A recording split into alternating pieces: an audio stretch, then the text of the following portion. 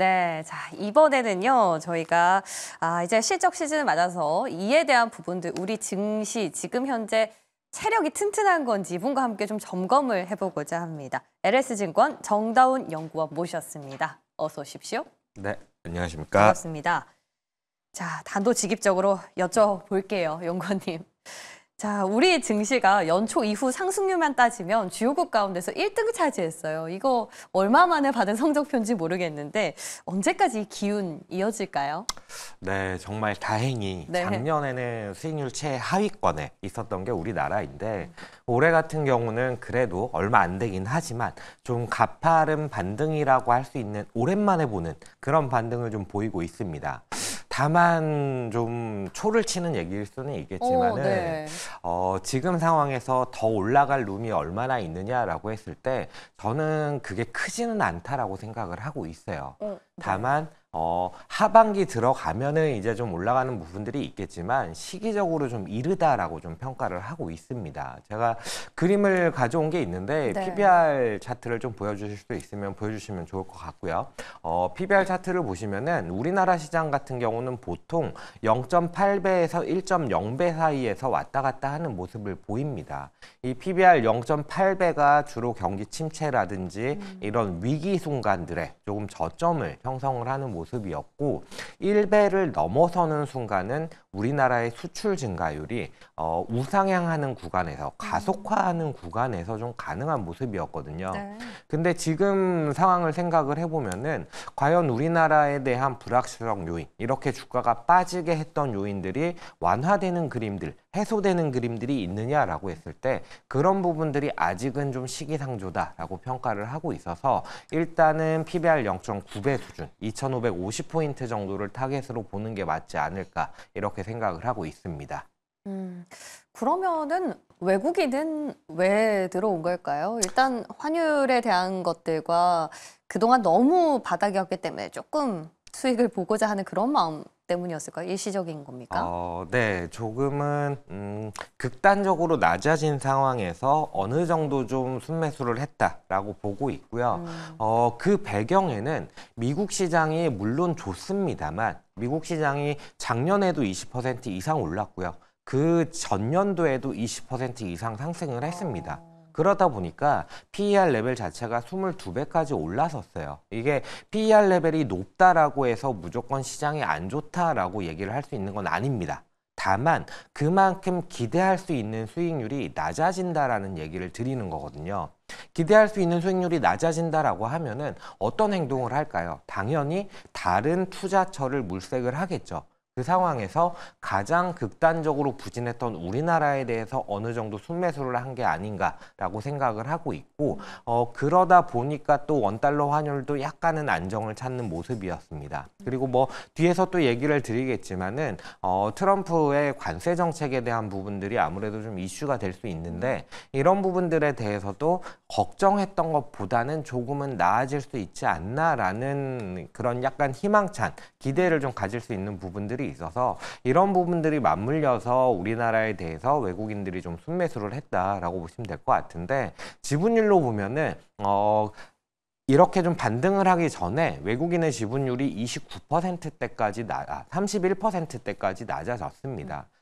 그림으로 보시면은 2022년에 저점을 제외하고 나면은 사실 그렇게까지 더 낮아지는 구간들이 많지 않다는 거거든요. 그래서 외국인들이 패시브 투자자나 이런 부분들은 일정 부분 우리나라 시장을 가져가야 되는 부분들이 있기 때문에 상당히 낮아진 레벨에서 일정 부분 순매수를 했다라고 해석을 하시는 게 맞을 것 같습니다. 그냥 정해져 있는 만큼은 또 들어올 수밖에 없기 때문에 좀 낮은 구간에서 좀 수동적으로 들어왔다 정도로 좀 분석을 하고 계신 것 같아요. 결국에 우리 증시 아직까지 너무 기대감을 갖고 2월, 3월까지 계속해서 기대해보기는 좀 시기상조다라는 입장이셨기 때문에 그 발목을 잡는 외부 리스크에 대해서 좀 점검을 해보고 싶습니다. 단연 트럼프 2기 출범이겠죠. 뭐 근데 지금 관세 정책 때문에 비상사태를 선언할 수도 있다라는 CNN 보도가 나오기도 했고 그렇기 때문에 정책 불확실성은 취임하고 나서도 계속 된다고 봐야 될까요? 어떻습니까?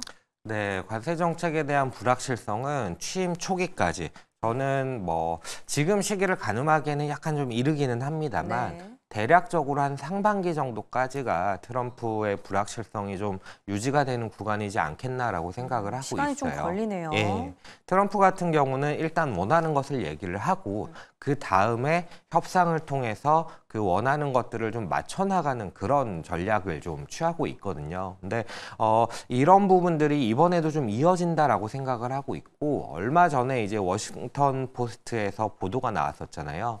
보편 관세를 폐지할 수 있다. 특별 품목에만 관세를 부과를 한다라는 얘기가 있었는데 그런 보도가 있자마자 트럼프가 이런 부분에 대해서 네. 부인을 했고요. 네. 그리고 말씀하셨다시피 트럼프가 이런 또 과도한 좀 언론적인 얘기들을 좀 하는 그런 모습들이 나타났는데 이런 것들이 사실 내부적으로는 아마 얘기가 있었을 텐데 트럼프가 생각을 했을 때 자신의 정책을 펼치기 위해서는 지금부터 약간은 물러서는 스탠스를 보이기에는 좀 앞으로의 정책들 펼치기에 좀 난관이 생기지 않을까라는 판단이지 않았을까 약간 좀 추정을 하고 있습니다. 그럼 네. 큰 그림을 위해서 한 발 뺐다라는. 네, 그쵸. 지금 시점에서는 조금 더 강경하게 나가야 되는 타이밍이라고 생각을 하는 거고 그 이후에 조금은 조절해 나가는 모습을 보이지 않겠나라고 생각을 하고 있습니다. 실제로 그러니까 이전 트럼프 대통령 시기에서도 동일한 모습들이 확인이 됐기 때문에 좀 그 가능성을 높게 보고 있습니다. 그래서 우리 시장의 투심은 어떻게 보면 상반기까지는 조금 위축될 수 있다라고 평가를 하신다라는 네, 맞습니다. 말씀이시네요. 네. 자, 그렇다면 우리가 또 하반기까지 또 손 놓고 넋 놓고 기다릴 수는 없는 노릇 아니겠습니까? 그래서 일단 당분간은 실체가 좀 있는 기업이면 그래도 외부 변수가 들어오더라도 방어할 수 있으니까 그 실적에 대한 이야기를 넘어가 보도록 할게요. 일단 어제였죠. 삼성전자 엊그제였네요. 삼성전자 잠정 실적 발표를 시작으로 이제 실적 시즌이 본격적으로 열렸지 않습니까? 4분기 우리 기업들 실적 눈높이를 낮추라는 말씀들 많던데 연구원님은 어떻게 보세요? 네, 눈높이를 낮춰야 되는 게 맞는 것 같습니다. 아, 정말요? 네. 다만 다행인 거는 모두가 알고 있습니다. 실적이 안 좋을 거를 네. 모두가 알고 있고 그 말은 결국 가격의 실적 부진이 반영이 됐다라는 거거든요. 그렇기 때문에 주가의 하락 요인이 될 거냐라고 했을 때 사실 그래 보이지는 않는다. 다만 말씀드렸다시피 상승 여력을 조금은 제약시키는 요인이 되지 않을까라고 좀 생각을 하고 있습니다. 뭐 아시겠지만 4분기 같은 경우에는 다 뭐 예상을 하다시피 일회성 비용들이 많이 반영을 됩니다. 대표적으로 뭐 건설 같은 쪽도 마찬가지인데 네. 이번에 원달러 환율이 너무 높아지다 보니까 이 부분들이 좀 일회성 비용들을 더 확대시키는 요인으로 좀 작용을 하지 않을까 생각을 하고 있고 다만 실적이 안 좋더라도 주가를 끌어내리는 영향은 크지는 않을 것 같다. 삼성전자에서도 똑같이 나왔던 것처럼 지금 당장 안 좋은 것보다는 앞으로 나아질 부분들에 조금은 더 기대감을 가져가는 흐름이 이어질 것 같다라고 좀 보고 있습니다. 그러니까 실적이 아무리 잘 나오더라도 리스크가 조금은 누를 수 있다라는 건데 그럼에도 불구하고 조금 긍정적으로 보고 계시는 섹터 쪽이 있다면요? 네, 뭐 앞에서도 말씀을 잘 해주신 것 같은데 저도 제약바이오 쪽이 나쁘지 않다라고 생각을 합니다. 그래요. 뭐 제약바이오 얘기를 좀 드리는 이유는 네. 저는 뭐 종목이나 업종에 대한 세부적인 내용들은 워낙 얘기를 해주셨기 때문에 매크로적으로 바라봤을 때 제약바이오 같은 경우는 약간의 시장의 경기라는 부분들과는 좀 동떨어서 움직이는 경우들이 많거든요. 그리고 또 지금은 미국의 금리 얘기가 좀 있기는 합니다만은 이런 부분들도 사실은 좀 시간이 지나면은 좀 낮아질 수 있는 부분들이 있다라고 생각을 해서 좀 그렇게 보고 있고 업종별로 봤을 때 좀 이익 컨센이 좋아지는 업종이 뭐냐라고 하면 네. 운송이라든지 조선 기계 업종 같은 쪽들이 컨센서스 추이는 좀 좋은 모습이고 제가 이제 개인적으로 좀 자료를 통해서 말씀을 드리는 부분들인데 네. 최근에 추정치가 좋아지는 종목들이 있습니다. 그런 종목들이 이제 현대모비스, 크래프톤,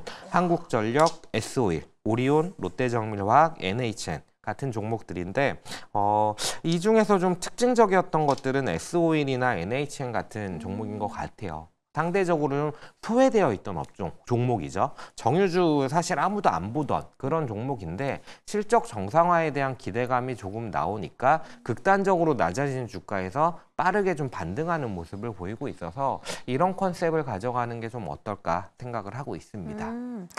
뭐 근데 정유주는 조금 의견들이 엇갈리는 것 같아요. 일단 트럼프 대통령 당선인이 친석유화학 정책을 펼치기 때문에 괜찮아질 것이다라는 말씀들과 한편으로는 중국 경기가 회복되지 않으면 아무리 이거 많이 풀려도 쓸 사람이 없기 때문에 다시 가격이 떨어지지 않을까.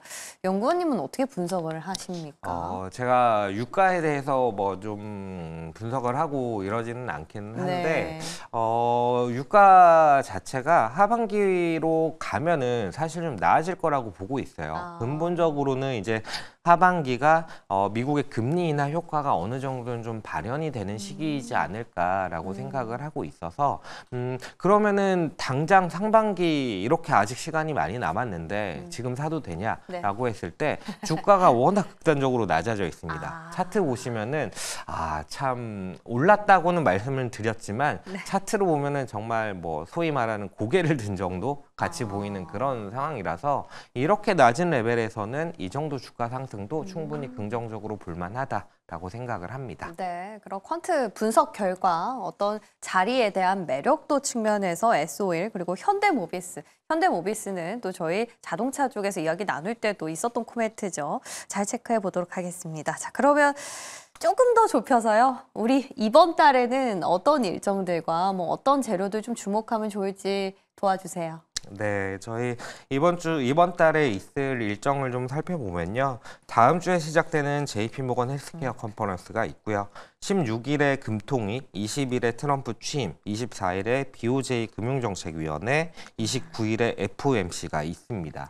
많네요. 네, 매크로적으로는 네. 당연히 기준금리를 결정하는 이벤트가 가장 중요하죠. 가장 중요한데 이번 통화 정책들은 사실 시장 컨센서스에서 크게 벗어나진 않을 거라고 생각을 합니다. 그래서 오히려 오늘 밤에 발표될 미국 고용 지표 같은 것들이 좀 중요하게 작용을 할 거다라고 좀 생각을 하고 있는데 고용 데이터 같은 경우는 컨센서스는 완만하게 둔화되는 부분들을 예상을 하고 있습니다. 지금 인플레이션과 금리에 대한 우려가 있기 때문에 지금의 시장 반응을 좀 예측을 해보면은 약간 배드이즈 굿 느낌으로 좀 가지 않을까. 지표가 안 좋으면 오히려 금리에 대한 상방 압력이 완화되는 그림으로 좀 반응을 하지 않을까라고 생각을 하고 있고요. 상반기 전략적인 측면에서 간단하게만 좀 말씀을 드려보면은 말씀드렸다시피 아직 그렇게까지 좋아지는 시기는 아닙니다. 그러다 보니까 박스권 플레이 내지는 개별 종목 플레이 이런 접근을 좀 하시는 게 어떨까라고 생각을 하고 있고요. 박스권 플레이로 본다라고 한다면은 저는 2,500을 중심으로 한 플레이가 좀 어떨까라고 생각을 하고 있고요. 그렇다 보면은 좀 지수가 빠졌을 때는 지수단에 있어서의 매수 그리고 지수가 좀 올라섰을 때에는 비중을 줄여나가는 그런 전략이 나을 것 같습니다. 우리 연구원님 계시니까 한 주를 쭉 돌아보고 다음 주 쭉 큰 그림을 그려볼 수 있어서 너무 좋은 것 같아요. 자, 매크로에 대해서 참 이벤트가 많은 이번 달인데 매주 한번 모셔서 이야기 들어보도록 하겠습니다. 오늘 도움 말씀 고맙습니다. 네, 감사합니다.